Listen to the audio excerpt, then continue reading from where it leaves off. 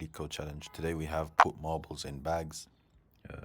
It says you have K bags, right? You're giving a zero indexed array weights, where weights of I is the weight of the marble, the ith marble, and you're giving an integer K, which is the number of bags required, right? It says divide the band of marbles into K bags according to the following rules. There is no bag empty, and the ith marble and the jth marble in the bag, then all the marbles in the between them are in the bag. So if 1 and 5 is in the bag, the same bag, then all of this is in the same bag.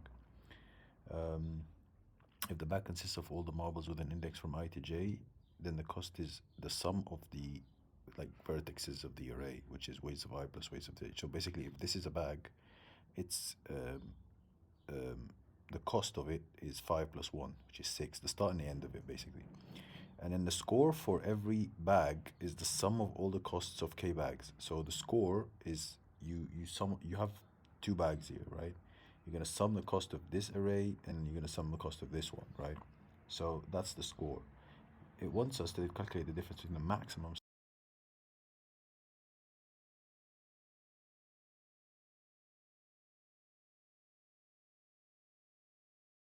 the difference between the maximum score and the minimum score. So you basically maximize the score and minimize the score and calculate the difference between them.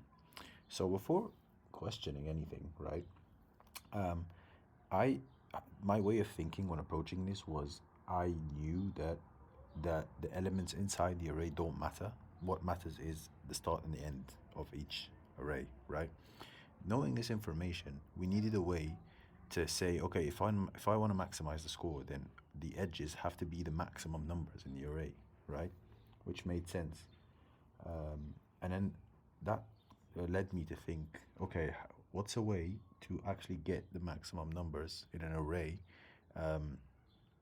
where I can, so if I have K pairs, right, I ask myself, how many splits do I need, basically? So if I have K pairs, I'm splitting once, which is K minus 1. So splitting once, splitting here, for example, would give us this part as a subarray and this part as a subarray. So basically, it's K minus 1 splits, right?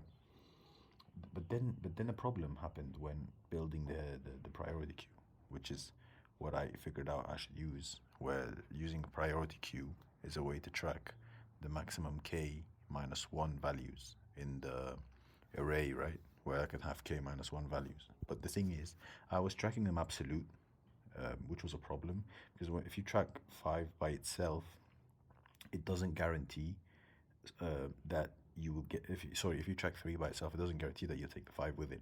Meaning, I sometimes I would end up with situations like this. I'd have this subarray and I'd have this subarray, but like this is not a valid split because there's this 5, nobody's using it, for example. So meaning any split, right? If you take this number and split here, you're gonna have to take into consideration this number as well.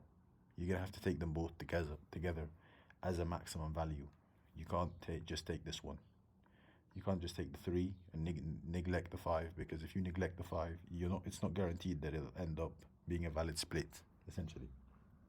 So knowing this information, I started building a priority queue where I would iterate over weights, right? And then I'd consider every index as a split. So what happens if I split here? What happens if I split here? What happens if I split here? And what happens if I split here, right? Um, um,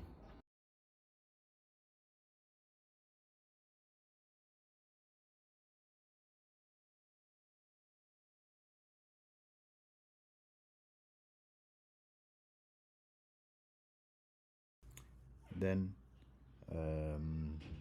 the question here is, right, how do we figure out a way to keep splitting and maximizing the output? So basically, you consider every valid split until this point.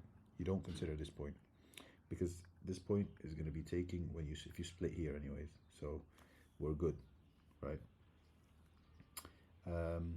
And also, there's another piece of information you need to know. We're always going to have the start and the end in the splits. You can never neglect them, right? We're always going to have them one way or another, right?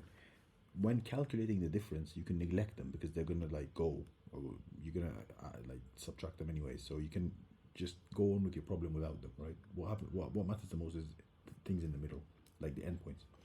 So basically, if you look at the code here, right, we have a minimum heap and a maximum heap, right? We track both maximum values and minimum values, and then we have the weight, current weight, and then the one after it. So assuming this one is a split, we're gonna have the 1 and the 3, right?